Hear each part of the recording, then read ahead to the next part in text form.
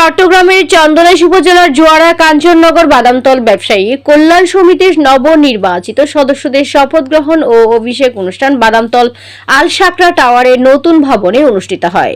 16 November শনিবার সন্ধ্যায় অত্র বাজার কমিটির আহ্বায়ক ফজল আহমদ মাস্টারের সভাপতিত্বে অনুষ্ঠানে প্রধান বক্তা ছিলেন চন্দনাইশ থানার অফিসার ইনচার্জ ইমরান আল হোসাইন।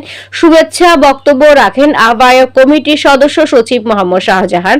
মোহাম্মদ আব্দুল মান্নান আজাদের সঞ্চালনায় বক্তব্য রাখেন চন্দনাইশ পৌরসভা এলডিপির সভাপতি আইনুল কবির, সাবেক দক্ষিণ জেলা বিএনপি নেতা আব্দুল মাহবুব মাহবু, সমাজসেবক মোহাম্মদ মহিউদ্দিন, উপজেলা এলডিপির সাধারণ সম্পাদক মোহাম্মদ আক্তার হোসেন, উপজেলা বিএনপির আহ্বায়ক মোহাম্মদ সিরাজুল ইসলাম, সাবেক উপজেলা ভাইস চেয়ারম্যান আব্দুর রহিম বাদশাহ, আল সাকরা টাওয়ারের চেয়ারম্যান মোহাম্মদ শামসুল আলম, মোহাম্মদ জসিম উদ্দিন শিকদার, কাঞ্চনাবাদ ইউনিয়ন পরিষদের সাবেক চেয়ারম্যান আনিসুল ইসলাম, জোয়ারা ইউনিয়ন পরিষদের ভারপ্রাপ্ত চেয়ারম্যান রহিমা বেগম রিমু।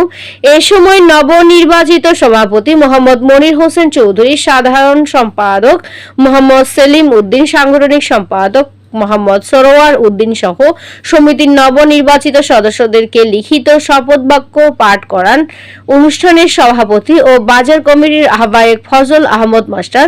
পরে নবনির্বাচিত সমিতির সকলের সম্মতিক্রমে 11 সদস্য বিশিষ্ট উপদেষ্টা কমিটির নামের তালিকা প্রকাশ করা হয়। Desk news, HT Bangla.